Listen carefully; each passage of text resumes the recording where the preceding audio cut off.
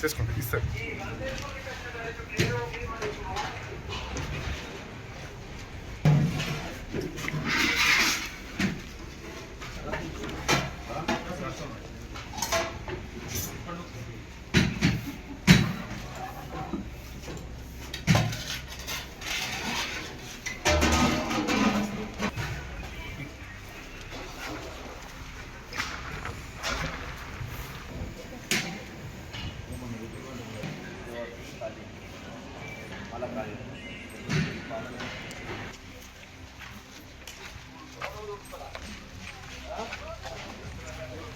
సరేనే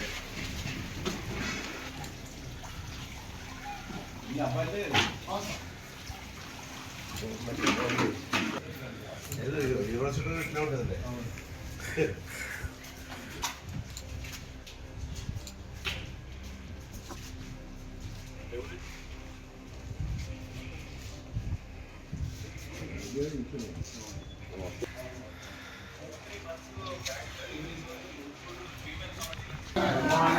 Good morning, sir.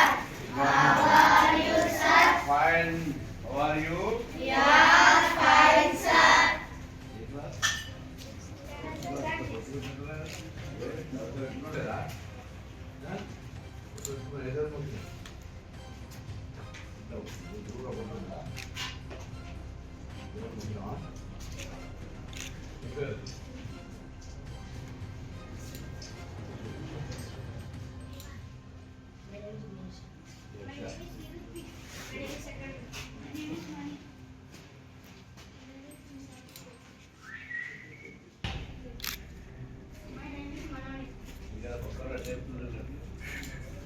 అది ఒకటి ఇప్పుడు ఏం జరుగుతుంది?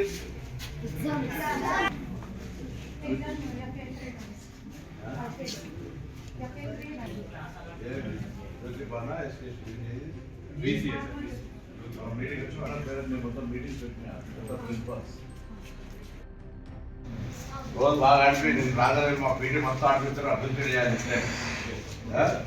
ట్రైండే కదా ఎక్కడ ట్రైన్? ప్రైవేట్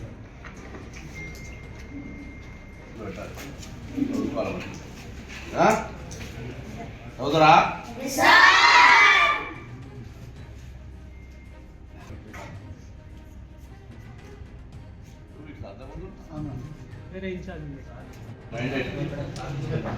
బాగా చెప్తురా? పేపర్ నేర్చుకుంటున్నావా? తెలిసి ఎక్కువ ఇట్లా పేపర్ నేర్చుకుంటున్నావా? నేను నేర్చుకుంటా చెప్తురా? ఏ ప్రాబ్లం లేదా? కాలేజీలో అన్ని మునక్కాయ చెట్లు, రాళ్ళ చెట్లు, అజవాడ చెట్లు అన్ని పెట్టుకోవాలి. మునక్కాయ మంచిది, జామకాయ మంచిది, అజవా మంచిది.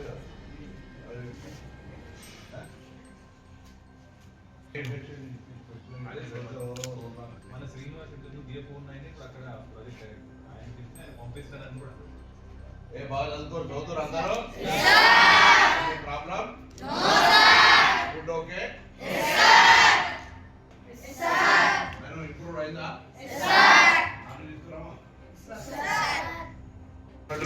సూపర్వైజింగ్ అంటారు కలెక్టర్ ఓన్లీ. మళ్ళీ అల్టిమేట్ కలెక్టర్ ప్రతి ఆఫీసర్ ఎక్కడ ఏ ఫుడ్ పాయిజన్ అయినా ఏ ఇన్సిడెంట్ జరిగినా వాళ్ళ రెస్పాన్సిబిలిటీ అని చెప్పేవాడు. చేయండి చేయండి చేయండి. ఎక్కడ ఏం జరిగినా కౌన్సిలింగ్ అవసరం అనుకుంటే హ్యూమన్ ఆఫీసర్ పిలిపించి వాళ్ళకు కౌన్సిలింగ్ చెప్పాలి. కొంత మనం సంగారెడ్డి దగ్గర సైకాలజికల్గా వాళ్ళతో కౌన్సిలింగ్ చేసి request letter open department sir మన ఐఏఎస్ ఆఫీసర్లు ఇన్ని నడుస్తున్నాయి. కొంత విజిట్ చేసి వాళ్ళకి మొరాల్ సపోర్ట్ చేయాలి. రేపు వస్తాను సార్ కలుస్తాను. ఇది ఒకటి నేను నోట్ పంపుతాను. దాన్ని ఇంటెలిజెంట్ ఇన్స్ట్రక్షన్ ఇచ్చేయండి. మనం అప్డేట్ చేయలేము కానీ గవర్నమెంట్ వచ్చినాక మంచి జరిగిందా చెడు జరిగిందా? మీరు పంచాయతీ ఇచ్చినాం, అన్ని రకాల సమస్యలు, రిక్రూట్మెంట్, స్టాఫ్ ప్యాటర్న్ అన్ని ఇచ్చినాం కదా. మళ్ళీ కలెక్టర్ కూడా మనం కలెక్టర్ కాన్ఫరెన్స్ మీద చీఫ్ కట్టి చెప్పినారు. అన్నీ జరుగుతుండగా పొద్దున ఏదో ఎవడో ఒక్కటి ఫుడ్ పాయిజన్ వంట చేయకపోతే మొత్తం గవర్నమెంట్ అంతా బ్లడ్ చేసి ఏకి పారేస్తారు. తప్పు చేస్తున్నాం, ఎవరు పట్టించుకుంటూ లేవని జరుగుతుంది. నిజంగా అట్లా జరుగుతుంది చెప్పండి. అంటే ఊరికే మెహర్బానీ అవసరంలే. గవర్నమెంట్లో మేము శ్రద్ధ పెడతలేమా? నిజంగా ఊరికే మంత్రి వచ్చాడు వాటి కలెక్టర్ గారు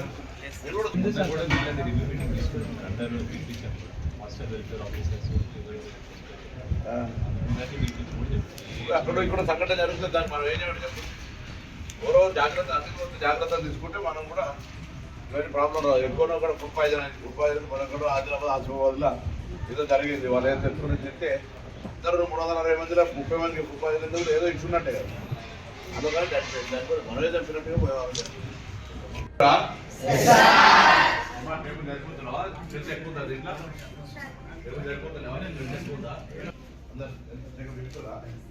ప్రాబ్లం లేదా? ఖాళీ చేయాలని మునక్కాయ చెట్లు, గాలి చెట్లు, సజ్జవాడ చెట్లు అన్ని పెట్టి అన్ని మునక్కాయ మంచి జామకాయ మంచి సజ్జవాడ మంచి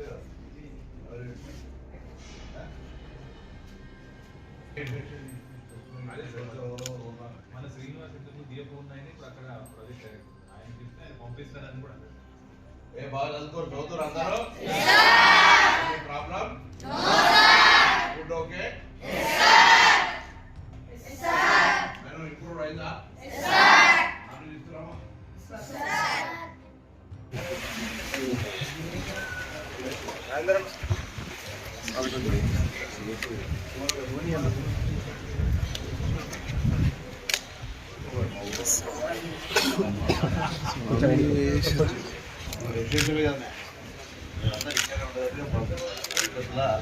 పర్మనెంట్ బిల్డింగ్లలో మొత్తం 300 బిజీ గురుకులాలను రెసిడెన్షియల్ అన్నట్టు ఇది అంతే చేసుకోవాలి. ఇప్పుడు తెలంగాణ వ్యాప్తంగా ఉన్నటువంటి social welfare SC ST BC minority residential schools మరియు గురుకులాల్లో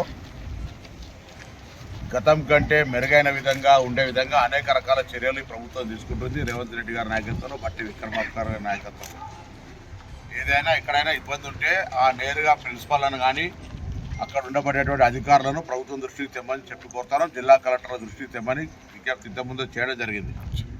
ఇప్పుడు కూడా వెంటనే ముఖ్యమంత్రి గారి సూచన మేరకు జిల్లా కలెక్టర్లు, అడిషనల్ కలెక్టర్లను జిల్లా స్థాయిలో కమిటీగా వేస్తూ 4 వెల్ఫేర్ అధికారులు, ఎస్సీ ఎస్టీ బీసీ మైనారిటీ అధికారులు, అదేవిధంగా ఆరోగ్యానికి సంబంధించి చూడడానికి డిఎంహెచ్ఓను, ఆ ప్రాంతం ఆ స్కూల్ యొక్క ప్రిమిసెస్ బాగుండడానికి డిఆర్డిఓ గారు, దాని తర్వాత విలేజ్ సెక్రటరీ కానీ ఆ ప్రాంతంలో ఉండేటువంటి విధంగా డిపిఓలను సభ్యులుగా చేస్తూ కమిటీ వేస్తూ ఇదే ఫార్మేట్లో మండల స్థాయిలో కూడా వేస్తూ ప్రతి 15 రోజులకు ఒక్కసారి ఆ పాఠశాల సందర్శన లేదా నివేదికలు తీర్చే కార్యక్రమం. ఎక్కడ ఫుడ్ పాయిజన్ అవకాశం లేకుండా కిచెన్ కానీ శానిటేషన్ కానీ అన్ని రకాలు చూడమని చెప్తాను. దాంతో పాటుగా ఇప్పటికే మేము మెస్ ఛార్జీలు, కాస్మెటిక్ ఛార్జీలు పెంచబడ్డాయి. ఫుడ్ మెనూ అందరూ మార్చుకోవాల్సిందే. ఫుడ్ మెనూ మారినాక అవసరమైతే ఒక పేరెంట్స్ కమిటీ పెట్టి వాళ్ళ ముందు దీన్ని పెట్టి నేను పేరెంట్స్ని కూడా కోరుతా ఉన్నా, పిల్లలకు ధైర్యం ఇవ్వండి, ఎక్కడ కూడా ఆత్మస్థైర్యం కోల్పోవద్దు. సమస్యలు ఉంటే తల్లిదండ్రుల ద్వారా కూడా ప్రభుత్వం దృష్టికి తేవడానికి అవకాశం ఉంది. ప్రభుత్వం విద్యకు అన్ని రకాల ఎక్కడ కూడా ఎంత ఇబ్బంది ఉన్నా ఎటువంటి సమస్య రాకుండా చూసేటువంటి ప్రయత్నం చేస్తూ ఉంది.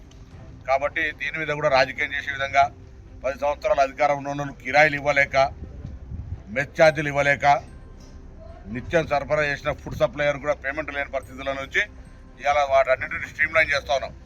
భవిష్యత్తులో గ్రీన్ ఛానల్ ద్వారా పేమెంట్స్ చేస్తాం, క్వాలిటీ ఆఫ్ ఫుడ్ ఇస్తాం, వాళ్ళకి సంబంధించిన అన్ని రకాల బట్టలు, పుస్తకాలతో సహా అన్ని రకాల టీచింగ్ రిక్రూట్మెంట్ చేసినాం, ఫిజికల్ టీచర్ను పెట్టినాం రిక్రూట్మెంట్ చేసి. సో వీటన్నిటి ద్వారా కూడా సమస్య లేకుండా చేయడానికి స్టేట్ కలెక్టర్స్ కాన్ఫరెన్స్లో కూడా చెప్పడం జరిగింది. సో వీటన్నిటి ద్వారా మేము ఎప్పుడు కూడా కన్సర్న్ ఉన్నాం. Don't do politics on childrens. If గవర్నమెంట్కి ఏమైనా సూచన చేసుకుంటే మేము సానుకూలంగా వినడానికి సిద్ధంగా ఉన్నాం. బ్యాక్వర్డ్ క్లాస్ వెల్ఫేర్ తెలంగాణ మంత్రిగా మిగతా ఎస్సీ ఎస్టీ మైనార్టీకి సంబంధించినటువంటి గురుకులాల్లో కూడా మాకు ఒక విద్యార్థి నాయకుడు కాబట్టి నేను మరీ కోరుతా ఉన్నా, ఆ యొక్క ఈ గురుకులాలు లేదా వెల్ఫేర్ హాస్టల్స్ నిర్వహించే సందర్భాల్లో ఎక్కడ ఏ సమస్య ఉన్నా దయచేసి ప్రభుత్వ దృష్టికి తీసుకురండి. పరిష్కారం కాకపోతే అప్పుడు మీరు తప్పకుండా మీ పోరాటం చేసి హక్కుంటుందనే మాట మనం చేస్తాం.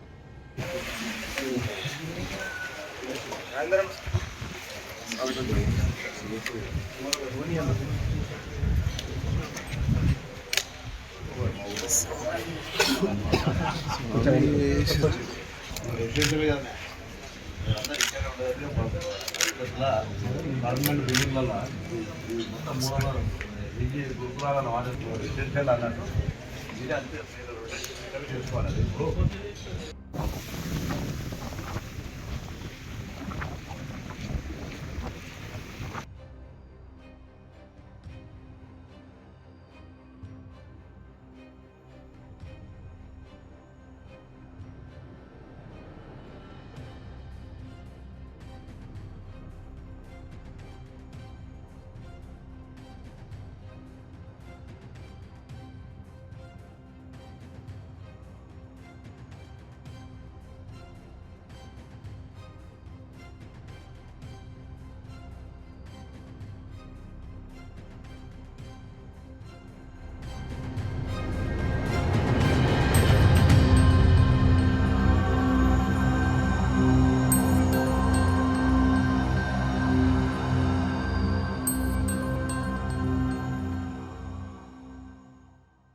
Subscribe us and press the bell icon for more interesting updates.